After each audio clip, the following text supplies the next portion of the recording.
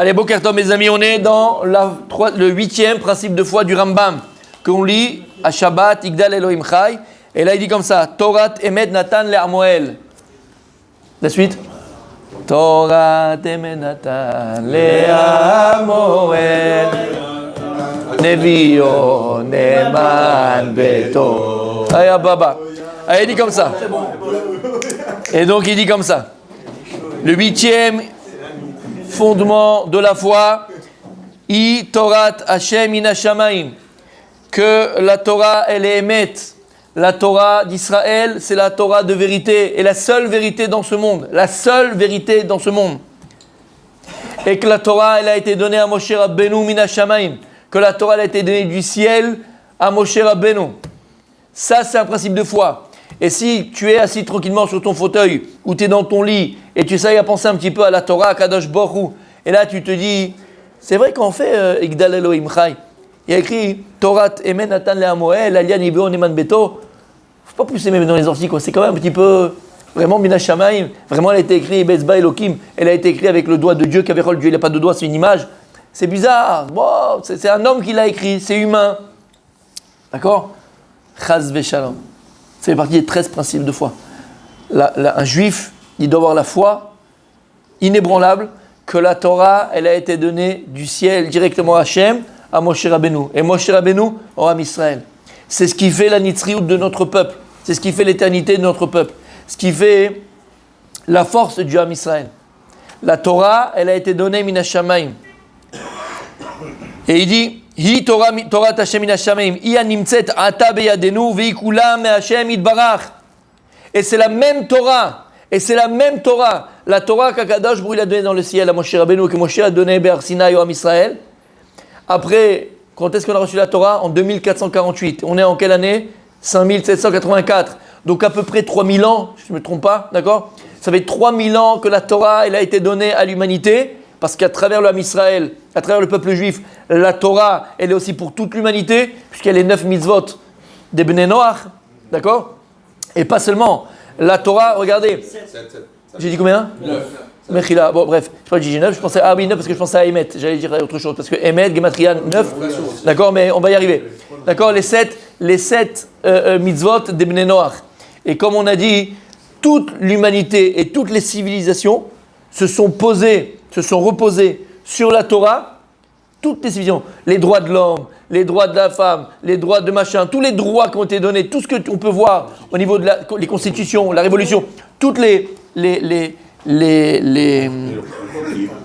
lois, exactement, universelles, elles viennent de la Torah. Toutes les lois universelles, elles viennent de la Torah. Velama, parce que Matan Torah, comme il est écrit dans le Midrash, Matan Torah, c'est quelque chose, pas seulement qui s'est passé entre nous et Dieu, en tout cas la première fois quand on les a reçus, les premières tables qui ont été cassées, mais c'est pas entre nous et Dieu, puisqu'elles ont été données, mamash, aux yeux de tous les peuples de la terre. Bebrakim, il y a eu les orages, il y a eu les tonnerres, il y a eu les fanfares, il y a eu tout ce qu'il y a eu, d'accord? Et d'ailleurs c'est pour ça que quand on va recevoir le deuxième, puisque Am Israël va faire la faute du Hegel, la faute du veau d'or, ils vont être pardonnés par Hachem, et Akadosh lui dit, moi cher Benou, allez maintenant, tu vas remonter avec moi. Il dit, monte. Et la Barachi l'explique, sur place, il dit à Akadosh, moi cher Benou, toi tu montes tout seul. Les premières que je vous ai données, première table de là, je vous ai donné, c'était avec les flashs, devant tout le monde est au courant, tout le monde vous a vu. Shalat Baim Ainara. Alors il y a eu dessus le Ainara des nations. Il y a eu le mauvais œil des nations dessus. Là tu vas entrer et tu vas monter. Les deuxièmes, uniquement toi et moi, que personne ne sache, Beshket, comme ça il n'y a pas l'Ainara dessus. Regardez à Tkedekar. En tout cas, qu'est-ce qu'on voit? Que les nations entières, elles ont entendu, elles ont vu, entre guillemets, entendu Matan Torah. Elles ont entendu le don de la Torah. C'est pour ça, aujourd'hui, et depuis la fin de la Deuxième Guerre mondiale, dans les pays, on va dire, occidentaux, il y a dans chaque gouvernement ou dans chaque pays européen, par exemple, pratiquement tous les pays européens, il y a même un ministère qui s'occupe de lutter contre l'antisémitisme. Partout. Il y a un ministère qui s'occupe de lutter contre l'antisémitisme. Mais en vérité, messieurs, en 1948, il y a eu l'État d'Israël qui s'est créé. Ouais. Et le leitmotiv, c'était plus jamais ça.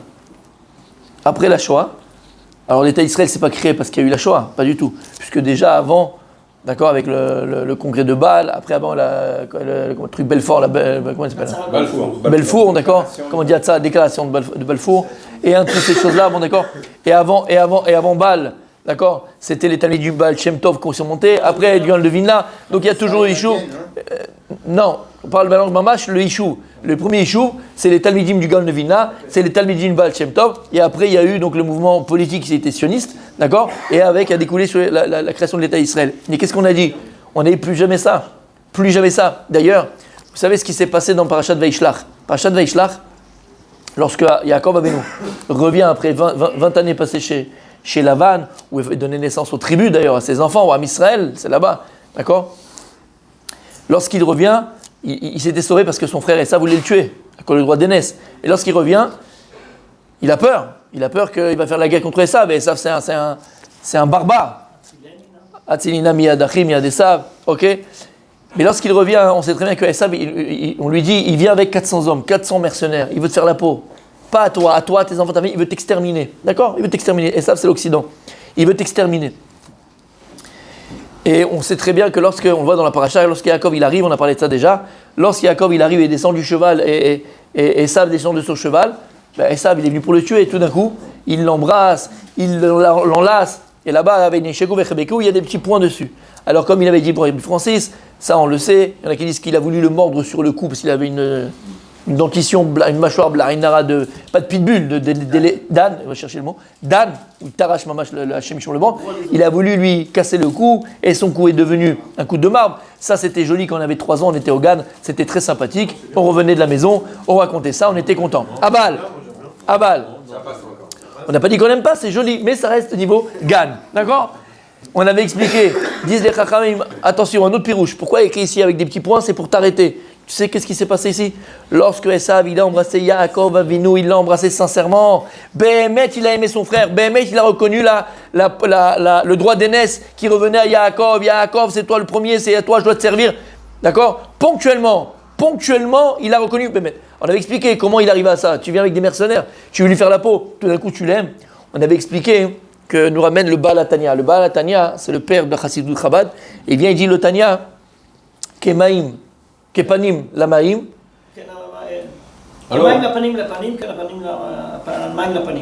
Lève Adam et l'Adam. La même manière que le visage, il a fait. C'est le gardage. La même manière que lorsque tu vois le reflet de ton visage sur l'eau, qu'est-ce que tu vois? Le reflet de ton visage. Pareil. Ton cœur, le cœur de ton prochain, c'est le reflet de ton cœur à toi. Ça veut dire, en 2 mots, c'est que, on l'avait expliqué au niveau plus général, mais ça veut dire que la vie que tu vis, ta réalité, c'est le miroir de ce que tu es.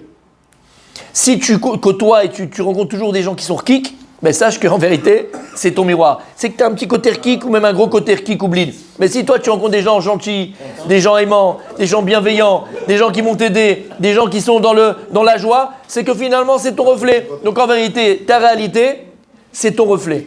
Pareil, mon tzaddik, au niveau des sentiments. C'est-à-dire que plus tu vas remplir ton cœur d'amour pour ton prochain, plus cet amour que tu vas donner au prochain, il va se refléter après sur ton prochain et revenir sur toi. L'amour appelle l'amour. Eh bien, il dit c'est pareil. Yaakov Avinu, qu'est-ce qu'il a fait? Ponctuellement, il s'est rempli d'amour sincère pour Esav. Et l'amour qu'il a eu, Yaakov, sincère pour son frère, et comment on arrive à un amour? Parce qu'il a vraiment essayé de le juger, de juger Kabzéchout, quoi. Le pauvre, quand on était à l'école ensemble, on était jumeaux, donc tout le monde l'embêtait, tout le monde lui tirait les cheveux, ma mère elle aimait pas, les machins. Il commençait à prendre, essayer de trouver un peu de mérite à Esav, et Bémet il arrivait à l'aimer. Et l'amour de Yaakov, elle a amené l'amour d'Esav, et ponctuellement il l'a aimé. Écoutez bien, disent les Chachamim, Rashi nous dit, mais les Chachamim, que la rencontre entre Yaakov et Esav, c'est une leçon du peuple juif pendant 2000 ans d'exil. Comment Yaakov va se comporter avec Esav, parce que Yaakov c'est Israël, Esav c'est l'Occident. C'est en vérité une leçon, comment on doit se comporter pendant 2000 ans d'exil avec les goïms, avec les nations. Et Rachid explique, c'est pour ça qu'au départ, il a envoyé des cadeaux. Pourquoi il a envoyé des cadeaux? C'est qu'au début, si tu as un problème, tu vas essayer de donner un petit peu de shochad, exactement, un peu entre guillemets de la madouée, d'accord? Et donc on apprend tout de Yaakov et Esav, cette rencontre, l'histoire du peuple juif dans l'histoire de la galoute. Si je me trompe, il n'y a pas une halakha que si quelqu'un veut te tuer, tu le tues avant? Kam le orgecha, d'accord. Mais si maintenant toi tu te lèves et tu sais qu'à cause de ce fait que tu te lèves et que c'est le village entier qui va mourir, tu essayes de faire autrement, mon tzaddik, parce que la Torah c'est Bechokma. Et on a vu des villages entiers de juifs qui ont été massacrés. Voilà. Akol Bechokma. Et on le voit, comme tu l'as très bien dit, bien sûr, il s'est préparé à quoi au cadeau, il s'est préparé à la tefila, il s'est préparé à la guerre. Il y a aussi la guerre, et Nechinami. Mais Akol Bechokma. Et de cette histoire, en tout cas, on apprend comment se comporter avec les nations. Et en vérité, cette histoire de Yaakov et Esav, c'est l'histoire du Ham Israël en 1945. D'accord ? Il faut comprendre une chose. Faut jamais, pour comprendre ton présent, et espérer un bon futur, il ne faut jamais oublier ton passé. Jamais oublier ton passé. Et apprendre de ton passé. Jamais. C'est pour ça que pendant 2000 ans d'exil, avant qu'on ait l'État d'Israël, et que le peuple juif revienne sur sa terre et retrouve une certaine ribonout, un certain ribonout. Contrôle, oui, un certain contrôle de sa terre et pouvoir sur sa terre. Il faut comprendre, souveraineté sur sa terre. Il faut comprendre une chose, messieurs. Il faut comprendre une chose. Il était impensable, inimaginable. Comprenez bien ce que je dis là. Regardez les livres d'histoire, renseignez-vous, regardez. Il était impensable, inimaginable que le peuple juif revienne un jour sur sa terre. Et d'ailleurs, tout était fait dans le sens inverse. Lama, parce qu'au niveau des chrétiens, au niveau de la religion chrétienne, d'accord, les chrétiens s'appellent le Nouveau Israël. Il y a deux religions, à part la religion juive, d'accord, qui sont le christianisme et l'islam, sont deux religions qui sont, on appelle ça... Non, Mechila, non. Quand tu obliges les gens à se convertir. Prosélyte. Voilà. Deux religions qui prosélytes. Ça veut dire quoi ? C'est-à-dire que les croisades, c'est quoi les croisades ? C'est-à-dire qu'on va tuer au nom de cette religion-là et on va obliger les gens à se marier, à adhérer et se marier avec cette religion, à se convertir. Chez les goïms, chez les musulmans, ça s'appelle le djihad, exactement, mais c'est même pas le djihad, parce que le djihad, c'est la guerre sainte qu'ils appellent. Je te parle dans l'islam la plus douce. L'islam, ça fait partie, c'est un des fondements de la religion islamique, d'accord ? C'est convertir les gens, le prosélytisme, le chrétienté, on les voit avec les témoins de machin, les témoins de mon grand-père, les témoins de ma grand-mère, on les voit partout, d'accord ? Ça fait partie de leur... dis-moi, en Afrique, ils faisaient quoi en Afrique ? Ils faisaient les tam-tams, ils faisaient le dieu du soleil, le dieu du machin, c'était des idolâtres en Afrique. Ils sont partis en Afrique, les missionnaires, et ils ont transformé les gars en chrétiens, d'accord ? Ils ont fait cette religion. C'est-à-dire que c'est un fondement de leur religion. C'est un fondement de leur religion d'aller et de convertir les gens. C'est clair ? Ok. Le judaïsme, non. Pourquoi nous, on n'a pas... C'est pas ce qu'il faisait Abraham, justement, dans la paracha. Ça, c'est Abraham, c'est autre chose. Abraham, lui, il ne convertissait pas les gens comme on l'entend. Abraham, il faisait connaître le Dieu unique, parce que personne ne connaissait entre eux, ou ne se rappelait plus du Dieu unique, Akadosh qui a créé le monde. D'accord ? C'est ça la conversion qu'il parlait. On n'a plus entendu parler de tous ceux qu'il a convertis, on n'a entendu plus parler d'eux après. Non, ce sont des gens qui ont Bavada, qui ont cru en Dieu et que peut-être sont convertis après vraiment. Anilod et Aval, juste pour dire une chose, la religion, le judaïsme ne cherche pas à convertir. Et au contraire, c'est que si quelqu'un veut venir se convertir, au départ on le repousse, d'accord ? Jusqu'à que voit la sincérité de la personne. Bon, déjà rien que ça te montre la vérité de la Torah. Pas la justesse, la vérité de la Torah. On n'a pas besoin de chercher des adhérents. Tu sais, quand tu es un petit club, tu cherches des adhérents parce qu'on n'est pas nombreux, donc il faut quand même, on va obliger. D'accord ? On cherche des adhérents. On ne cherche pas d'adhérents. Quand la vérité elle est vraie, on n'a pas besoin de la prouver, on n'a pas besoin on n'a pas besoin d'obliger les gens à la vérité elle est vraie. Si tu la veux, tu la veux pas. Vous comprenez ce que je suis en train de dire ? Rien que ça suffit pour montrer que la Torah elle est vraie. On ne cherche pas nous. Quand tu cherches à obliger quelqu'un, pourquoi tu vas m'obliger à quelque chose ? Pourquoi tu vas m'obliger ? C'est que c'est faux. Non mais c'est que c'est faux. Dans l'essence, c'est faux. D'accord. Mais pourquoi je dis tout ça ? Parce qu'il faut comprendre. Au niveau du christianisme, ils se sont dit, on a fait la faute du Hegel, on a fait la faute du veau d'or, et à partir de ce moment-là, Dieu, il nous a reniés, nous a abandonnés, nous a reniés, nous a rejetés, et il a choisi un autre peuple, d'accord ? Et donc, les chrétiens, et ils s'appellent eux comment ? Alors, on va tout changer. Il y a l'Ancien Testament, il y a le Nouveau Testament. C'est comme si tu avais le contrat et tu as un nouveau contrat. On avait comment on appelle ça ? Il y avait Israël et eux, ils s'appellent le Nouveau Israël. Dans leur texte, d'accord, rappelez-vous, toujours, il faut être vraiment, vraiment makpid et érudit surtout, érudit dans les bases de la vie. Rappelez-vous, le premier gendarme à Saint-Tropez, d'accord, le premier gendarme à Saint-Tropez. Cruchot. Ouais, Cruchot, exactement. D'accord.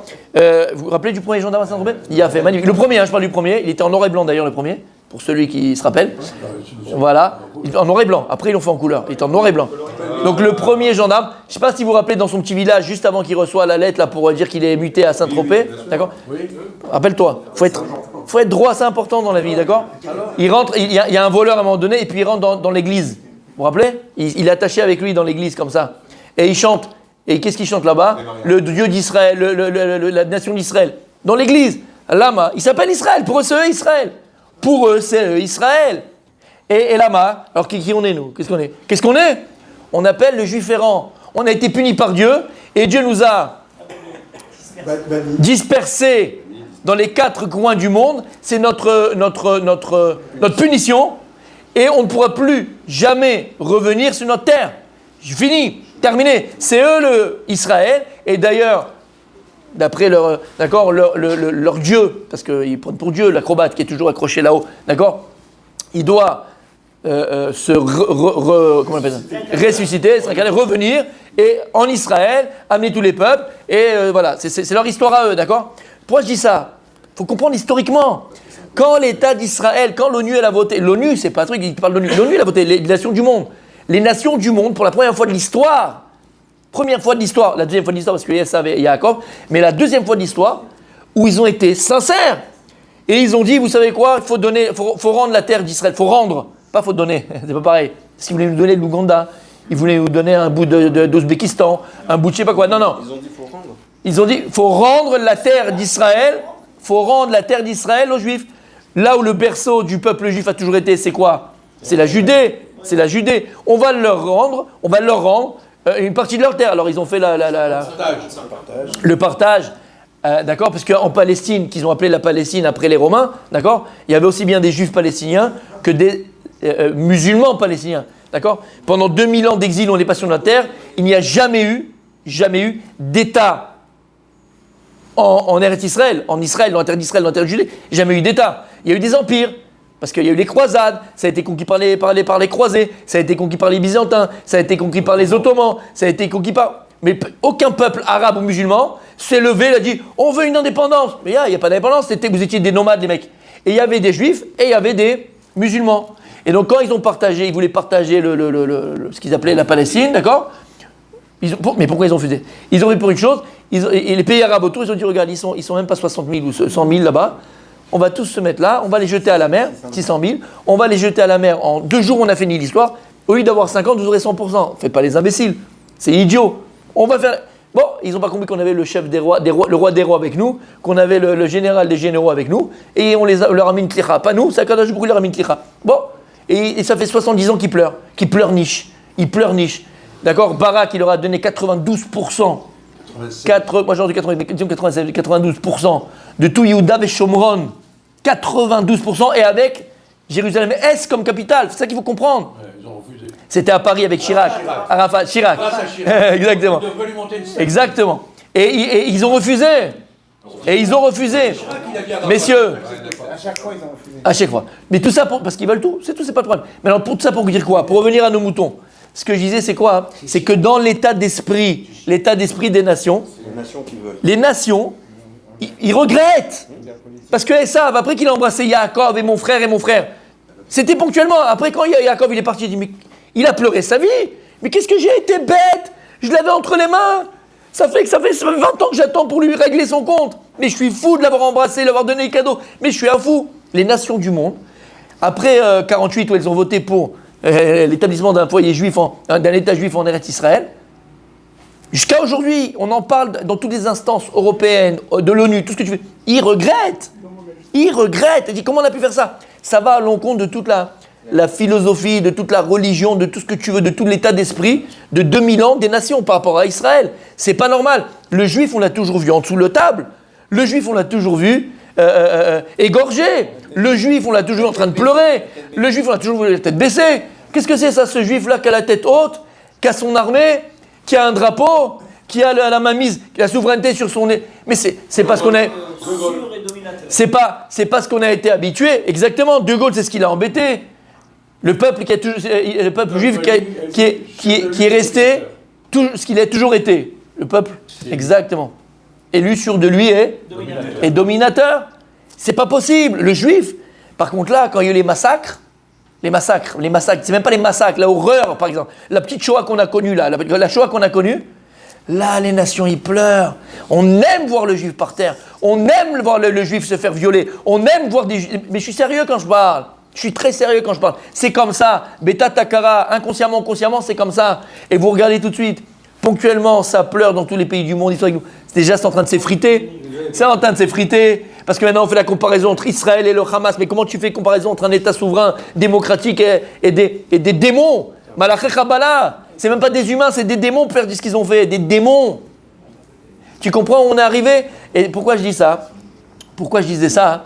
Parce que il faut comprendre que dans les mentalités non juives des nations, c'est pas possible. Le peuple juif souverain avec son armée, la tête haute, un juif qui marche la tête haute, c'est pas possible. Ça va à l'encontre de tout ce qu'on a pu connaître et savoir. Mais ça a commencé quand, mes amis? Parce que c'est ce que je voulais vous dire. L'antisémitisme, avec tout le respect que je nous dois, est-ce qu'il y a des policiers ou des gardes du corps devant les mosquées en France? Ou devant les églises, parfois dans les églises? Mais il y a? Non. Non, il y a besoin? Il n'y a pas besoin. C'est-à-dire, qui c'est qui fout la pagaille? Qui c'est qui a la haine? Qui c'est qui embête? Qui c'est qui doit être protégé? Qui c'est à qui on brûle les maisons en France? Ou on doit enlever les maisons d'autres? Où? C'est qui? C'est les juifs? C'est qui?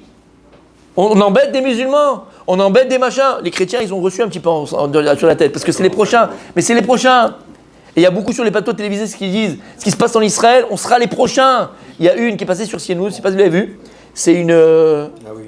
au CNRS. Tu l'as vu? Ouais, du CNRS, très très très forte, une analyse de folie. Elle a terminé en disant, vous ne comprenez pas une chose. C'est une femme qui travaille au CNRS en France, c'est une non-juive. Non, ça elle a parlé sur LCI, ou avec l'autre Pujadas. Mais cette femme-là, elle est au CNRS, et à la fin, quand elle a expliqué ce qui se passe et l'enjeu, à la fin elle a dit, vous ne comprenez pas, et on n'a toujours pas compris. Comme ça elle a dit, d'accord, tu l'as entendu? Ce qui se passe en Israël, on est nous les prochains, ça arrivera en France. Ça arrivera en France. Et ils n'ont pas encore compris. On essaye d'amadouer, on essaye malgré tout de caresser le... Bien sûr qu'il n'y a pas de limite. Alors attention. Il y a une chose qui est très importante à comprendre, et ça c'est la différence, c'est la force du peuple juif, d'accord? Et on va terminer pour aujourd'hui juste par rapport à l'écoute que je voulais dire, parce que je n'ai pas dit encore les coups d'habillé que le point que je voulais dire, mais en tout cas, faut comprendre, et c'est vrai que ça existe, Bémet, il y a beaucoup de musulmans, beaucoup, mais peut-être même la majorité, parce que je pense que la majorité des musulmans qui ne sont pas comme ça. Je t'assure. Ils ne sont pas comme ça. Non. Le problème, c'est qu'on ne les entend pas, tout ce que tu veux. Il y a fait. Mais ils ne sont pas comme ça, je t'assure. Bien sûr. Mais ils ont peur. Ils ont encore plus peur de nous. Dis-moi, tu sais ce qui s'est passé en Algérie? Tu sais ce qui s'est passé en Algérie entre eux? Ils rentrent, ils égorgeaient. Ils égorgeaient en Algérie. Tu ne peux pas bouger. Ils ont peur. Et il y a quelques comment on appelle ça, courageux, qui viennent et qui parlent et qui font et qui essayent que de... Mais donc, on revient à nos moutons, d'accord? Tout ça pour dire quoi? Toute cette antisémitisme, tout ce qu'on est en train de vivre, c'est pas que ça fait rire, chas v'shalom. Mais quand j'entends on va combattre, oui, c'est bien, c'est vrai qu'il faut combattre l'antisémitisme et kol hakavod. Par contre, il faut dire, malgré tout, en tout cas pour l'instant, les pays européens, que ce soit la France, soit tous les pays européens, les États-Unis, tout ça, en tout cas, ils font attention à ça. Et vraiment, kol hakavod, parce qu'il y a eu des époques où on est même le pouvoir en place, il était contre nous.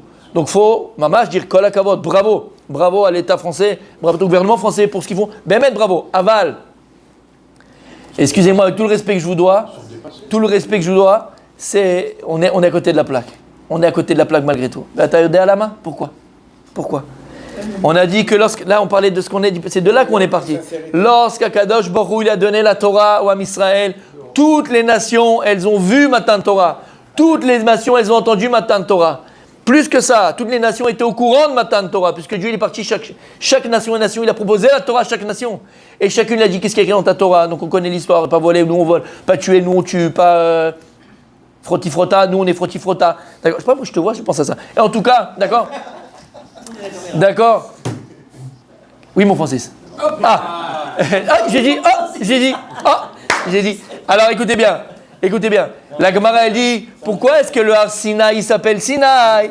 Pourquoi est-ce que le Har Sinaï... Et la Gemara dit, Sinaï, la chose, Sina, c'est le Samer qui se fait en Sin. Sinaï, c'est Sina.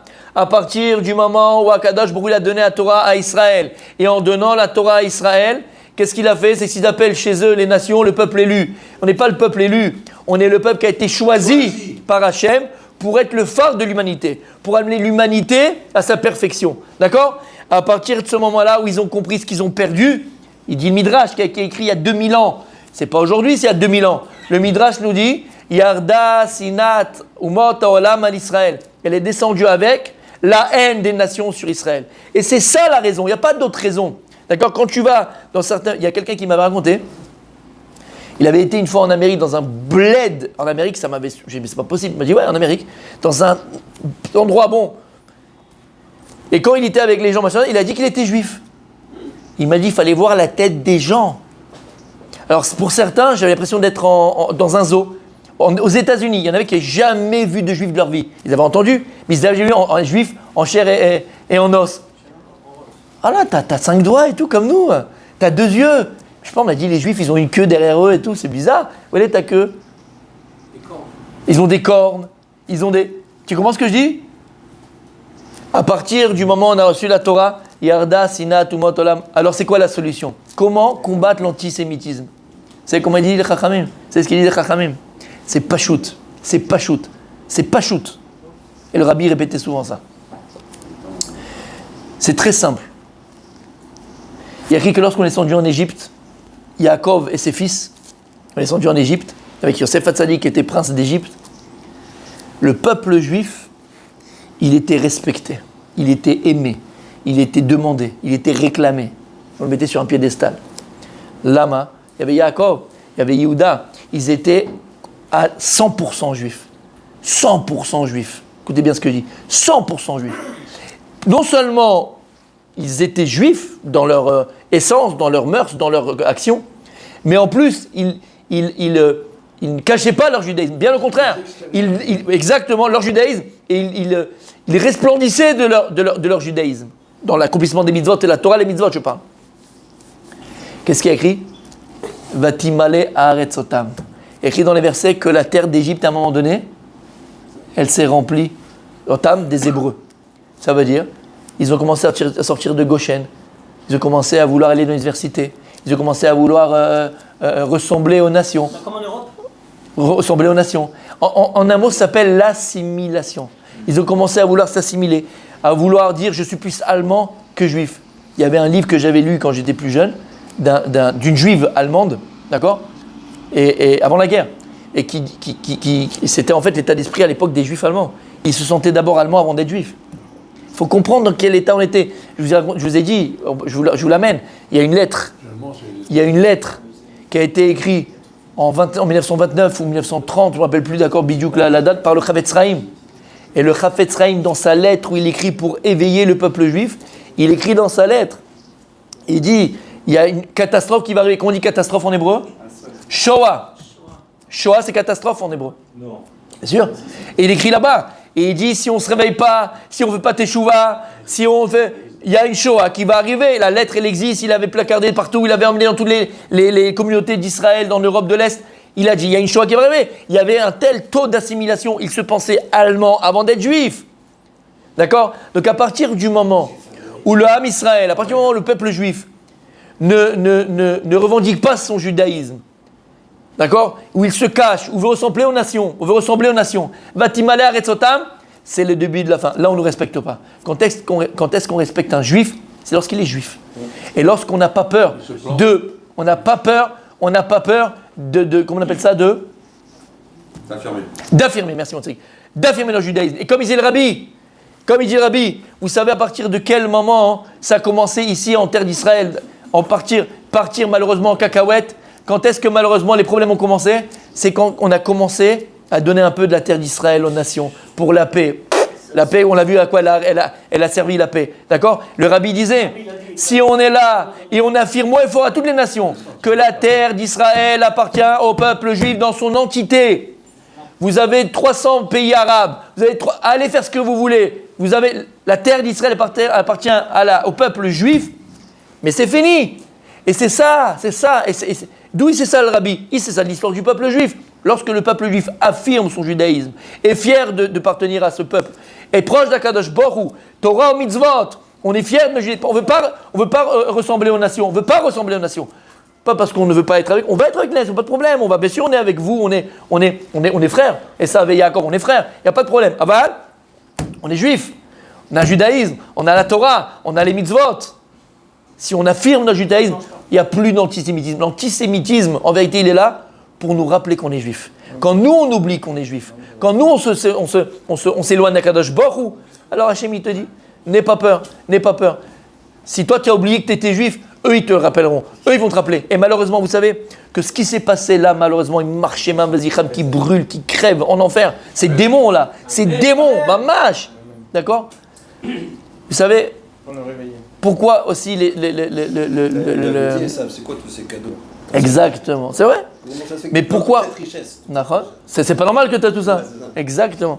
Mais pourquoi est-ce qu'on vit ce qu'on vit? Pourquoi il y a, vous savez qu'il y a, ça on le sait, avant ce qui s'est passé, d'accord? Ou pendant Kippour, à Tel Aviv, on peut venir en train de... Et toutes ces choses-là et machin. Vous savez pourquoi? Parce qu'on a voulu enlever, c'est ce qu'on a voulu faire, j'espère que maintenant les gens ils ont compris, j'espère, amen, j'espère, je prie pour ça. On a voulu enlever la notion de judaïsme dans l'État d'Israël. Ça veut dire on est israélien, on n'est pas juif. Et là, malheureusement, ils ne sont pas venus tuer des Israéliens. Ils sont venus tuer des Yehouds. Vous avez entendu marcher mauvais cet animal qu'a envoyé sur le portable du père. D'accord, quand il est en train de tuer ses enfants, il a appelé, il a dit 10 avec ma main. Il n'a pas dit j'ai tué des Israéliens. Yehoud, j'ai tué des Juifs. Eux, ce qu'ils veulent, c'est tuer des Juifs. Ils ne veulent pas tuer. Et on a rappelé ici, malheureusement, à nos frères qui se sont un petit peu éloignés, qui ont commencé à inventer une nouvelle religion qui s'appelle l'Israélien. Mais c'est quoi l'Israélien? Quel mérite tu as d'être sur cette terre? Quel mérite d'être sur cette terre si ce n'est pas parce que tu es juif et que la terre d'Israël appartient aux Juifs, pas aux Israéliens? C'est ce qu'on avait peut-être oublié. Et malheureusement, chez l'Oneda, qu'on n'ait pas besoin de connaître des malheurs et que du bonheur pour le peuple juif. Et de génération en génération, si nous, on oublie qu'on est juif, alors malheureusement, c'est les nations qui nous le rappellent. Alors on n'a pas besoin de ça pour affirmer notre judaïsme, se renforcer dans la Torah, se renforcer dans le découte Bachem, Bezrat Hashem. Maman, cet attachement qu'on a à la Torah, à nos valeurs de Torah, à Kadosh Baruch Hu, et c'est ça la solution. Plus on va être juif, et moins il y aura d'antisémitisme.